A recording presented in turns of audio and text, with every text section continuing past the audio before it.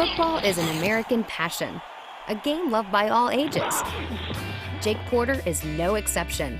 His love for the game began when he was just a 7th grader, but he wasn't content with only being a spectator. He wanted to play. Oh yeah, I love football. Jake is very committed. He would come out every day at practice, never miss practice, do what he was supposed to do. You know, he knew he had to follow the rules like everybody else, and he did it. If passion and determination were all that Jake needed to succeed, he would have been a superstar.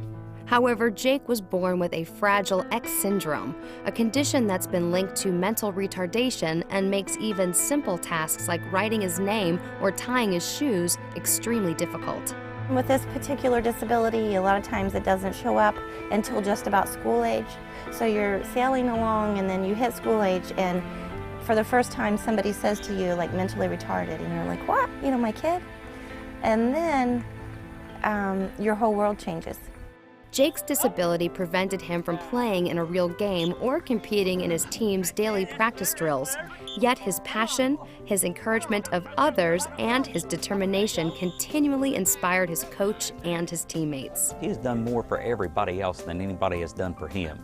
Because when he first came out, he couldn't put his pads in his pants. Jake, when he first started, even when he was in high school, could not even start tying his shoes. Now, he can do all that, but what happened, he brought out the good in everybody because the kids learned to help him. They would help put his pads in. Everybody sort of started taking care of Jake, wherein they didn't realize that he was actually taking care of them. Helping them learn lessons in life about helping the less fortunate or whatever. As a senior, Jake's high school football career was rapidly coming to an end. Coach France had an idea of how to make Jake's final game a special one. We thought, how can we reward this kid for being so loyal to us? So we thought, we could get Jake in and he can take a knee. However, he was totally surprised by the response from the head coach of the opposing team. We had the ball, with about 30 seconds to go on the clock, and I told the officials, I said, hey, when it hits 5 seconds, I want a timeout.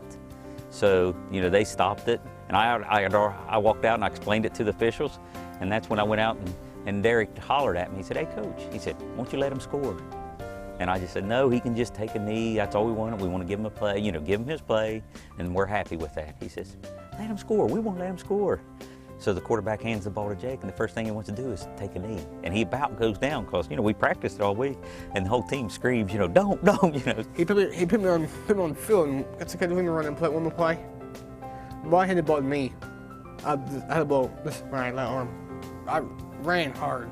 They showed him which direction to go, and he just took off, running like only Jake can run, and scored, 49 yards later, he's in the end zone. It was just so satisfying because he was just so pleased because everybody was like jumping up and down and giving him high five. Stands, they emptied, everybody was on the football field, and he was on the team's shoulders, and they carried him in the locker room. This unprecedented action gained national attention and touched the heart of those around the nation who learned of the story.